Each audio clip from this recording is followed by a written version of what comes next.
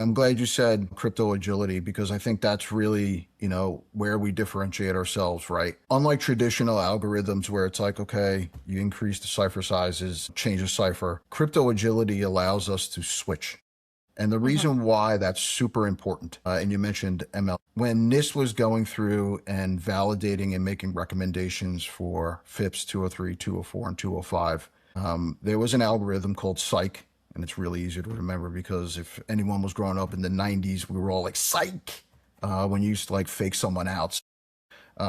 It's really easy to remember. Psych made it through 3 rounds, and then they were able to actually crack it with like a single core CPU. So you just never know. And if we trace that philosophy back to Psych, what we're even seeing today with HQC, which is another algorithm that uses a different mathematic computation. So KEM uses lattice, whereas HQC uses error correcting codes. NIST understands that if these mathematical calculations somehow get cracked, there needs to be a fail-safe. So that's why crypto agility is super important. So when we were implementing PQC, we kind of saw the writing on the wall, even though HQC was one of those things that was still kind of not completely approved, and it's still not. I think it's probably going to end up being approved this year or maybe early next year. They understood that when Psych got cracked, they probably need a failsafe, and it needs different mathematical proofs. NIST is kind of doing the work to do that. And then if you've been watching the news, there's even another 9 algorithms that they're kind of going through and putting them through its paces. So NIST is going to continually do that. So Hmm. fast forward to what we implemented. We implemented MLKEM. We implemented MLDSA.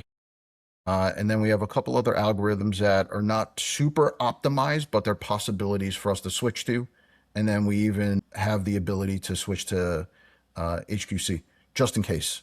So again, as these algorithms are being used to protect our pipelines and making sure that if data was exfiltrated, they are completely quantum resistant to today's standards. Hmm. You know, if those were to get cracked at some future point, for us, it's a flip of the switch. We can switch algorithms. Because of crypto agility and the way our encryption framework works, you would be able to re-encrypt the data with the new ciphers right out the gates. We're looking at that as fully protecting our customers base, not only for today, but also for tomorrow. And then keep a close eye on what NIST is doing so that as these changes in the landscape happen, whether they be more secure or maybe there's optimizations that are made, because Hmm. again, you're going to need some compute, you're going to need some, networking packet changes like MTUs. Those things are going to happen.